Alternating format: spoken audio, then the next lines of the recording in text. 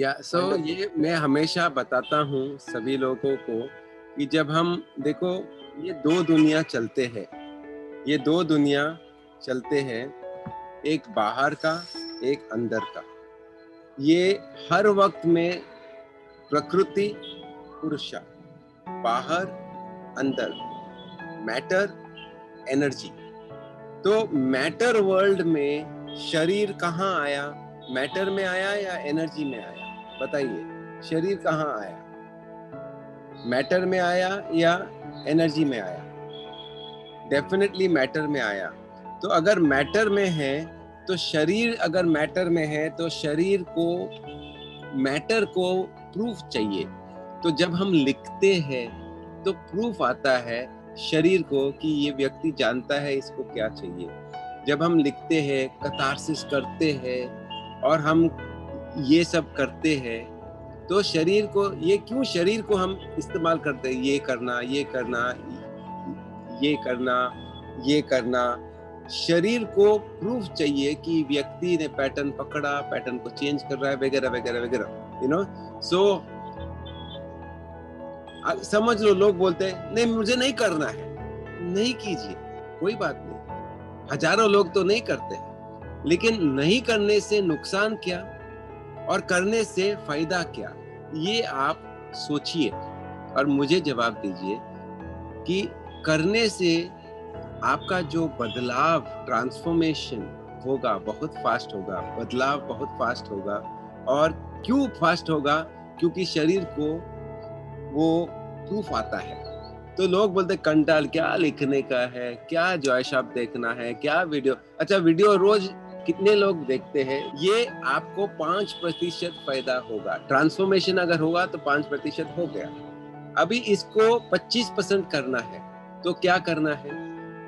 देखने के बाद लिखना है। और लिखना है, कहाँ लिखना है? आपने लिया एसएमएस में लिखो, और लिया एसएमएस में लिखो कि मैंने ये सीखा है। सिर्फ मैं सीखा नहीं, आप उसको शेयर करो तो कमेंट्स में डालो। तो ये करने से आपको 25% बेनिफिट होगा। तो कितने लोग लिखते हैं बताओ? देखिए, हम तो देखते हैं लेकिन लिखते बहुत कम लोग हैं। Very nice. अगर यस लिखो तो गुड। इफ यू डूइंग 25, फिर वही चीज जो आपने लिखा है आप अपने जॉय शॉप डायरी में लिखिए, यानी कि या विजन बुक में या ग्रेटिट्यूड बुक में, जहां आप उसको रिपीट कर सकते हैं। कोई भी अबंडेंस बुक है जहां आप उसको रिपीट कर सकते हैं। कितने लोग ऐसे कर रहे हैं जो इम्पोर्टेंट लर्निंग है उसको विजन बुक या ग्रेटिट्यूड बुक या अबंडेंस बुक में लिख रहे हैं। ये आपको अभी 50% बेनिफिट हुआ। इसके बाद में आप उसको, वही चीज को मनन कीजिए तो 75%, और उसको वंस अ वीक रिपीट कर रही है तो 100%। तो ये जो तरीका हमने आपको बताया है, ज्यादा लोगों को कंटाल होता है, दिमाग खराब होता है, गुस्सा आता है, और मेरे ऊपर बहुत गुस्से भी है लेकिन इसी से मान्यता बनती है, इसी से बिलीफ बनता है, क्योंकि जितना आप उसके अंदर डीप जाएंगे वही होता है। तो मैं आपको, दो टाइप के मान्यता होता है, ओके। एक जो आपको एलिवेट करती है उसको बोलते हैं प्लेसिबो। एक आपको जो नुकसान करती है, आपका इमोशन डाउन करता है, उसको बोलते हैं नोसीबो। अगर आपने रॉजर बैनिस्टर का नाम सुना है, उन्होंने 1954 6 मई, ओके, रॉजर बैनिस्टर, उन्होंने he was a great runner, और वो 1 माइल 3 मिनट 59 सेकंड में कंप्लीट किया। 3 मिनट 59 सेकंड, उस टाइम वो वर्ल्ड रिकॉर्ड था। किसी ने भी ऐसा इतना फास्ट नहीं भागा। लेकिन अगले 3 साल में 18 से ज्यादा लोग वही रिकॉर्ड को तोड़ते गए, क्योंकि एक आदमी ने किया था। उसके पीछे सबके मान्यता चेंज हुआ तो बहुत से लोग करना शुरू किया। हमारे क्रिकेट में भी देखो, क्रिकेट में पहले जो एवरेज रन थे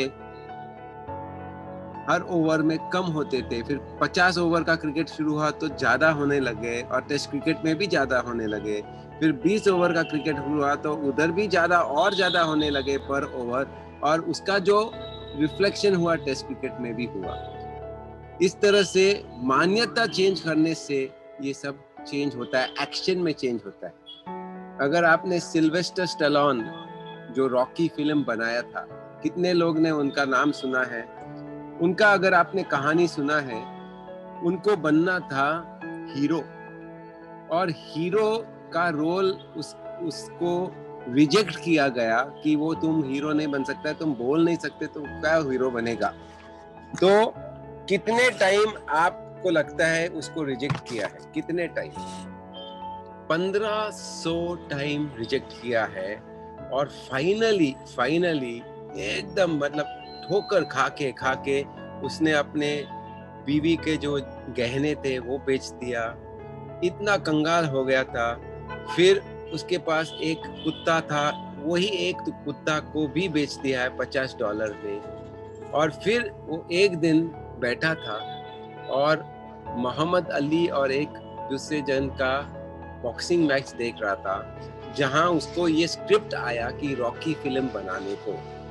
और रॉकी का फिल्म वो 20 घंटे में पूरा स्क्रिप्ट लिख लिया, और वो सबको दिखाने लगा कि देखो ये बहुत बड़ा अच्छा स्क्रिप्ट है, इसको लीजिए, खरीदीजिए। और उसको कितना रिजेक्शन हुआ मालूम है? गेस कितने टाइम उसको रिजेक्ट हुआ ये स्क्रिप्ट को? 100 से अलग टाइम, मोर देन 100 टाइम उसको रिजेक्ट हुआ। और फाइनली 100 टाइम के बाद, रिजेक्ट होने के बाद, उसको ऑफर आया $1,25,000 का। बहुत बड़ी रकम है, $1,25,000। ओके, रकम आया, लेकिन उसको उन्होंने रिजेक्ट कर दिया, क्योंकि वो बोले कि मुझे ये फिल्म का स्क्रिप्ट तो दे रहा हूँ, बेच रहा हूँ, लेकिन मुझे ये फिल्म का हीरो बनना है। लोग हंसने लगे, तुम्हारे हीरो का सवाल ही नहीं है, ये पैसा लो और आपका बहुत अच्छा स्क्रिप्ट है, ये ले लो। उसने नहीं दिया। किसी ने फिर $2.5 लाख ऑफर किया, फिर भी उसने रिजेक्ट किया। बाद में $3,75,000 ऑफर किया, फिर भी रिजेक्ट किया। वो बोला मुझे हीरो बनना है। और फाइनली किसी ने बोला अगर हीरो बनना है तो मैं 3,75,000 नहीं, मैं $35,000 दूंगा, क्योंकि आप हीरो बनने का लायक नहीं है, हम इतना बड़ा रिस्क नहीं ले सकते। उसने मान लिया, $35,000 लिया और हीरो। उसके बाद हिस्ट्री है। लेकिन वो $35,000 से उसने क्या किया वो देखिए। कैन यू गेस उसने क्या किया $35,000 से? उसमें उसने अपना कुत्ता $50 में बेचा। वो कुत्ता से बहुत प्रेम था, वो जाकर कुत्ता को वापस खरीदा। और वापस कितने में खरीदा आप जरा बता सकते हैं आपके अंदाज में? $50 में उसको नहीं मिला, क्योंकि वो व्यक्ति ने $50 में नहीं दिया। तो कितने में खरीदा होगा आपको क्या मालूम? I mean what is your idea? उन्होंने वही कुत्ता को उन्होंने $15,000 $15,000 में खरीदा। $15,000। So can you imagine? उसके अंदर में पहले तो मान्यता, बिलीव, खुद के ऊपर बिलीव इतना था कि मैं हीरो बनूंगा। और फिर second part of the story is उसका प्रेम कितना था। जो सबसे प्यारा था, बीवी प्यारी नहीं थी तो उनका डिवोर्स हो गया, लेकिन कुत्ता बहुत प्यारा था, उसको लेने के लिए $15,000 खर्च किया। तो these are great stories which is inspiring us. I hope you are inspired by these stories. So to work on your beliefs, और belief सिर्फ प्रैक्टिस से आता है और कुछ नहीं है। प्रैक्टिस जितना आप करेंगे उतना आपके अंदर में बिलीफ होते जाएगा।